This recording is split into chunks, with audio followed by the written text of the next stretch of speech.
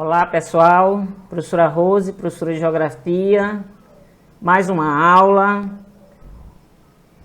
onde iremos, a princípio, revisar a aula 9 sobre projeções cartográficas e trabalhar os seguintes temas: anamorfoses e os gráficos, certo? Então, prestem atenção. Se o mundo é redondo, ou geóide, melhor dizendo, como ele pode ser desenhado em um papel ou em um quadro plano? É possível fazer isso sem deixar nenhum tipo de distorção, ou seja, sem modificar em relação ao mundo real? A resposta é não. Portanto, gente, quando colocamos os mapas em escala mundial, inevitavelmente existirão erros ou modificações propositalmente feitas para não deixar os mapas tão distorcidos ou prejudicar o uso ao qual eles foram destinados. Assim sendo, dizemos que existem diferentes projeções cartográficas. Bom, o conceito de projeções cartográficas. Então, primeiro vamos entender o conceito. As projeções cartográficas são, portanto, o traço sistemático de linhas referentes ao globo terrestre em uma superfície plana. É a forma de representação do planeta ou parte dela em um mapa. Como é possível não haver distorções nas projeções, os cartógrafos elaboraram diferentes modelos ao longo do tempo, cada um para um intuito. Assim, em vez de tentarmos considerar qual é a projeção certa ou errada, precisamos observar suas características para saber qual delas é mais adequada para os diferentes fins. Se levarmos em conta a forma como as projeções alteram o espaço geográfico, podemos dividi-las em projeções conformes, projeções equivalentes e projeções afiláticas. As projeções conformes são aquelas que alteram as áreas dos continentes, ou seja, o tamanho delas, mas mantêm seus ângulos e formas preservados. As projeções equivalentes alteram a forma dos continentes, deixando-os diferentes. Em compensação, o tamanho deles permanece o mesmo em relação ao original. As projeções afiláticas alteram tanto a forma quanto as áreas, mas de modo que essas distorções não sejam tão acentuadas. Ok? Considerando a maneira como as projeções são elaboradas, ou seja, os métodos utilizados e os resultados produzidos, existem três principais tipos de projeções cartográficas: a cilíndrica, a cônica e a plana, também chamada de polar ou azimutal. As projeções cilíndricas são projetadas a partir de um cilindro envolvendo a esfera terrestre, de modo que os paralelos e os meridianos são reproduzidos no plano após a abertura desse cilindro. O exemplo mais conhecido de projeção cilíndrica é a projeção de Mercator, que altera a área dos continentes e mantém as suas formas, que é essa primeira que vocês estão vendo aqui no slide, né? Projeções cilíndricas. Depois nós vamos ver as projeções cônicas, aqui embaixo, ó, embaixo da projeção cilíndrica. As projeções cônicas são elaboradas quando um cone envolve a esfera terrestre e é e reproduz a sua superfície. Os meridianos formam linhas retas que partem de um único ponto em comum, enquanto os paralelos formam semicírculos, como vocês podem ver na imagem. Aqui, ó, os paralelos, né? Semicírculos, ok? Essa é a projeção cônica. A projeção plana, também conhecida como polar ou azimutal, são feitas com um círculo plano colocado sobre uma face da Terra, geralmente os polos. Os meridianos também ficam retos e os paralelos formam círculos concêntricos, como vocês podem observar na imagem, ok? Então, a partir desses modelos, pessoal, vários tipos de projeções cartográficas foram elaborados. Como já dissemos, a de Mercator é a mais conhecida, sendo a mais útil para fins de navegação, para manter porque mantém, né, a proporção das áreas dos oceanos. A projeção de Peter altera a imagem dos continentes, mantém as áreas, sendo muito utilizado para representar a importância dos países do hemisfério sul. Ela também é um tipo de projeção cilíndrica, certo? A de Peter e a de Mercator. Já a de Robson, que altera a forma e também as áreas, é muito utilizada para mapas políticos, pois mantém uma relação de proporção, embora as áreas mais a oeste e a leste no mapa fiquem muito diferentes. Certo? Então, essa é a nossa revisão sobre projeções cartográficas. Espero que vocês tenham entendido e vamos às anamorfoses. Vamos entender, gente. Tá? Como vocês podem ver pela imagem, na parte superior nós temos a representação do mapa mundi de forma correta, enquanto a representação da mesma imagem da superior à inferior está toda distorcida. Então, o que significa isso? Essa representação, esse mapa, essa imagem, ela é a anamorfose do PIB dos países, que é o PIB, é o Produto Interno Bruto, que indica em linhas gerais a riqueza dos países. Então, se vocês prestarem bem atenção,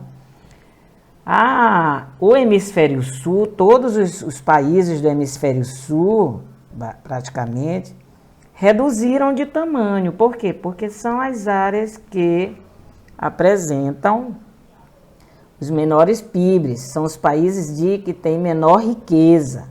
Então, os países que têm um maior PIB, eles estão com os tamanhos alterados, ficaram com áreas maiores. Tá? Por quê? Porque as anamorfoses são mapas esquemáticos, sem escala cartográfica, representações em que as áreas sofrem deformações matematicamente calculadas, tornando-se diretamente proporcionais a um determinado critério que se está considerando.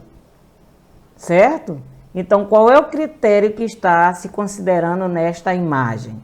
É o PIB, o Produto Interno Bruto, que em linhas gerais significa o quê? A riqueza dos países, certo? Outro exemplo de anamorfoses, né, ou mapas esquemáticos, essa representação aqui, né? O mapa mundi, ele perde a sua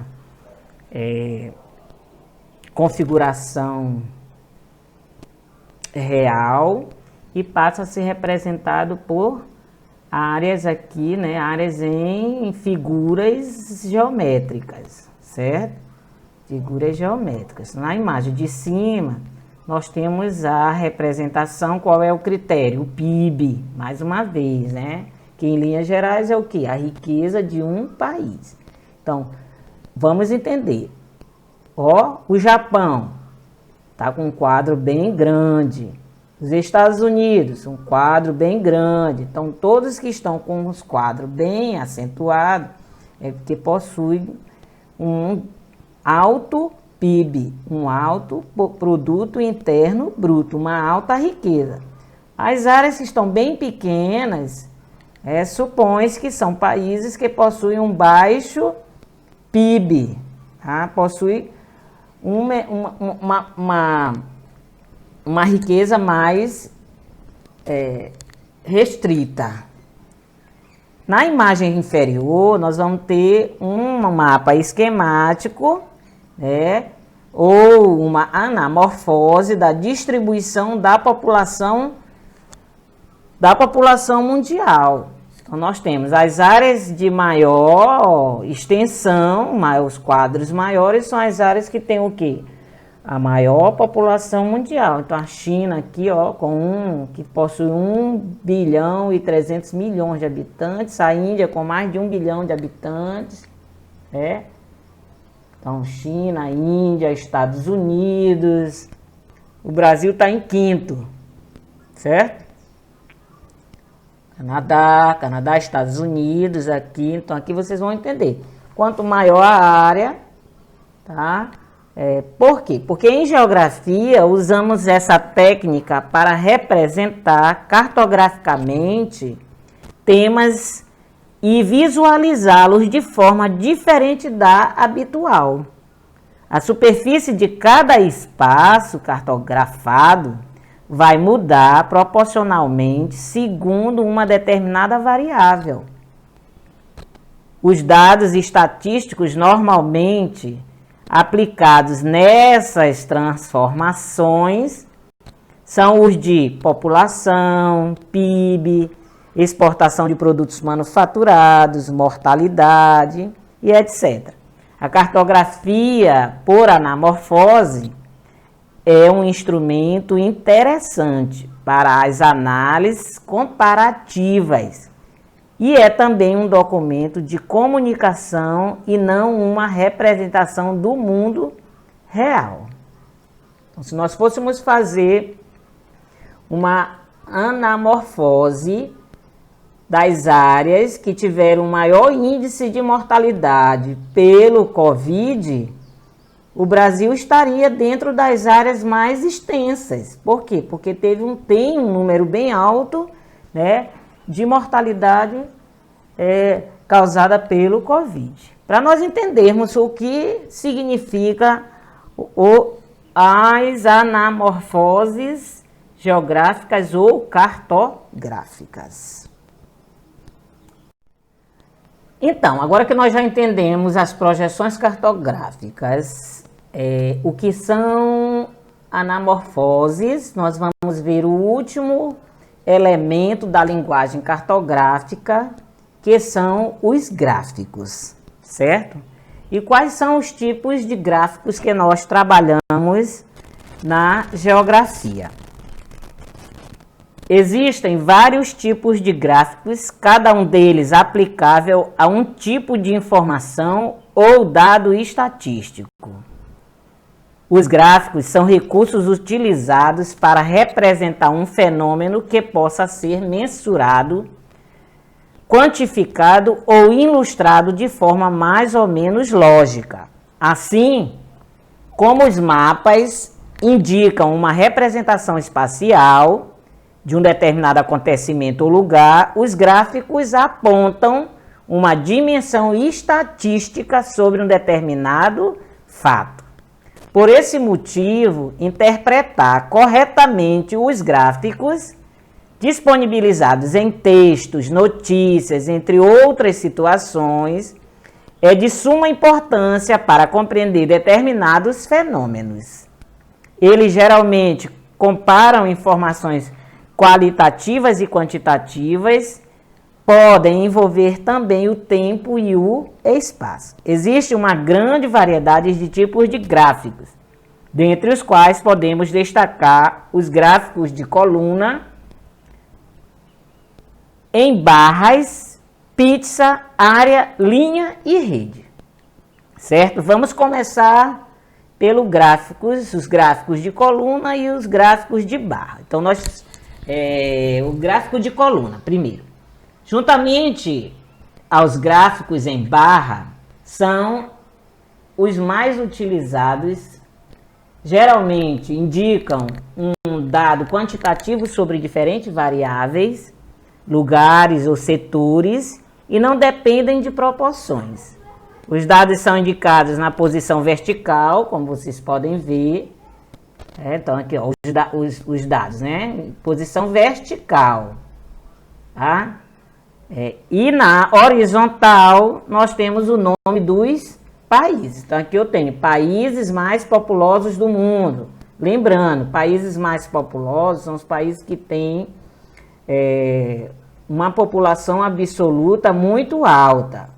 O que é população absoluta? É o número total de habitantes de um país. Então, aqui na horizontal, nós temos o número de habitantes em milhões e na vertical. Na horizontal, nós temos os países. Então, aqui, o país que vem em primeiro lugar com o maior número de população absoluta é a China, né? Entre 1 bilhão e 300 milhões aqui, ó, de habitantes. Em segundo lugar vem China, acima de 1 bilhão de habitantes. Em terceiro lugar, os Estados Unidos, com mais de 200 milhões de habitantes, acima de 200 milhões. 300, eu acho, aqui ele passa dos 300, tá quase aqui encostando no 400. A Indonésia e o Brasil. Então, esse aqui é um gráfico de coluna, vejam bem. São utilizados, geralmente, um dado quantitativo sobre diferentes variáveis, lugares ou setores. No caso aqui é número de habitantes por lugares. Gráfico de barra, que é esse ao lado do gráfico de coluna. Então, o gráfico de barra possui basicamente a mesma função dos gráficos em colunas, com os dados na horizontal. A diferença é que os números já vão estar aqui na horizontal e o nome dos lugares na vertical. E as informações e divisões na posição vertical. Então, aqui nós temos, por exemplo, na vertical nós temos a região sul, região sudeste, centro-oeste, norte e nordeste. E aqui nós temos o quantitativo, né, que é a porcentagem de mortalidade por região em 2013.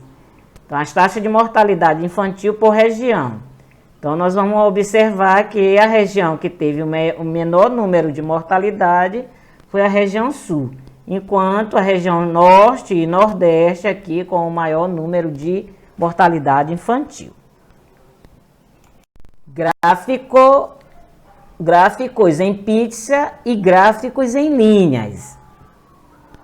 Os gráficos em pizza é um tipo de gráfico também muito utilizado, indicado para expressar uma relação de proporcionalidade, em que todos os dados somados compõem o todo de um dado aspecto da realidade. O todo de um dado aspecto da realidade. Então, aqui nós temos a distribuição de água no mundo, certo? Então, 100% de água. Então, 97 aqui, ó. Nós temos a água no estado sólido, nós temos os depósitos subterrâneos, que são os lençóis freáticos. Nós temos os lagos e cursos d'água, que são os rios, e temos a umidade do ar. Então, como é que ela está distribuída no mundo? Então, 71% está no estado sólido, água congelada, 18% águas subterrâneas, 7% lagos e cursos d'água e 4% umidade do ar, certo? Então, isso aqui somado dá um total de 100% da água do mundo. Como é que ela está distribuída? O outro gráfico nós temos aqui a distribuição, aqui representa 97% de água, no estado líquido, aqui considerando o estado líquido, e 3% no estado sólido. Gráfico em linhas, vamos ver. O gráfico em linha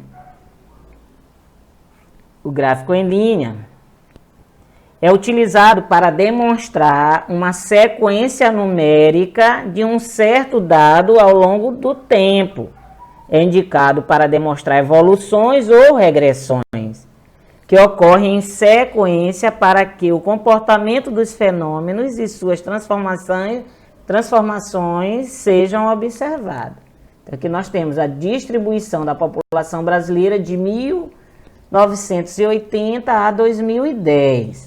Então, de 1980 a 2010, que transformação ocorreu com a população brasileira? Certo, então vamos lá. De 1980 para 2010, a linha vermelha representa a população rural. O que aconteceu? A população rural diminuiu e a população urbana cresceu. Certo? Por quê? Porque houve nesse período de 1980 a 2010 um grande fenômeno do êxodo rural, que é o deslocamento do homem do campo para as cidades, em busca de melhores qualidades de vida, que nós vamos estudar em outros capítulos, e que, de preferência, com aulas presenciais, para a gente debater esse assunto mais próximo, de olho no olho. Finalizando, nós temos os gráficos de áreas e gráfico em rede. Os gráficos de áreas são semelhantes aos gráficos em linhas, diferenciando-se apenas por evidenciar uma noção de proporção sobre o todo. É também usado para apontar a relação dos diferentes dados entre si.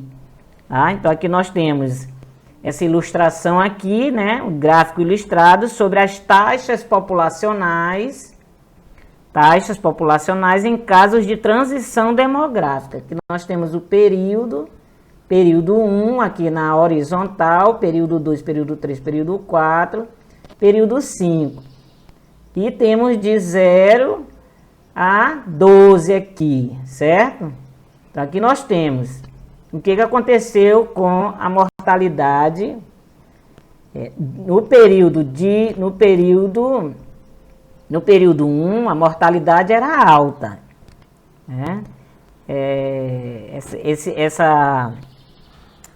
Esse gráfico ele é um exemplo das taxas de mortalidade e natalidade em um caso de transição demográfica.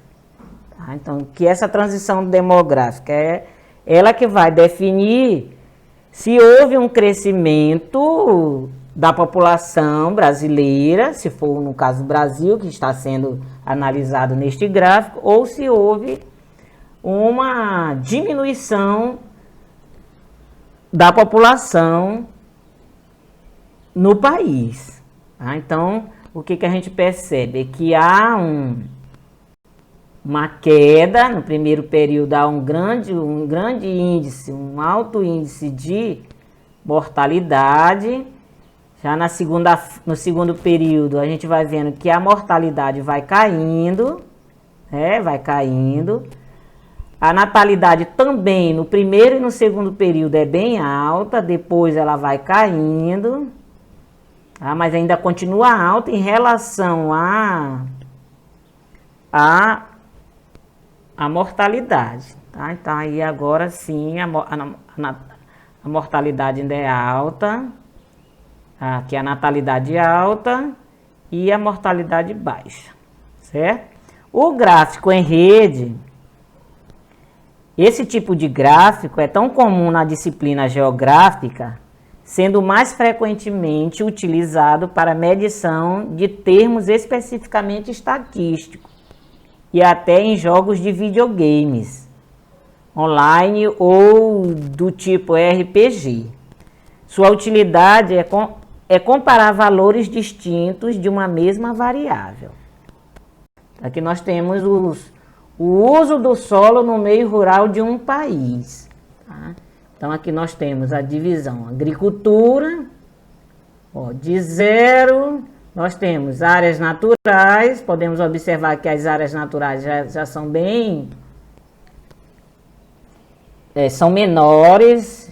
Podemos perceber que o uso maior aí é para a pecuária e para a agricultura.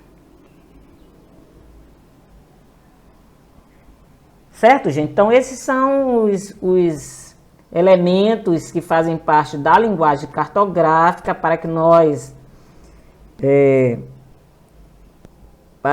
podermos fazer uma leitura de mapas, compreensão de dados estatísticos de algum lugar. Então, é necessário que a gente entenda, né, que tenha sobre nosso conhecimento esses elementos aí para entender o espaço ao nosso redor. E além desses tipos acima representados, né, desses que eu já apresentei para vocês, existem outras formas de representar dados e informações sobre a realidade. O mais importante, além de conhecer cada tipo de gráfico, é procurar observar com calma todos os dados fornecidos para uma correta leitura das informações disponíveis, ok?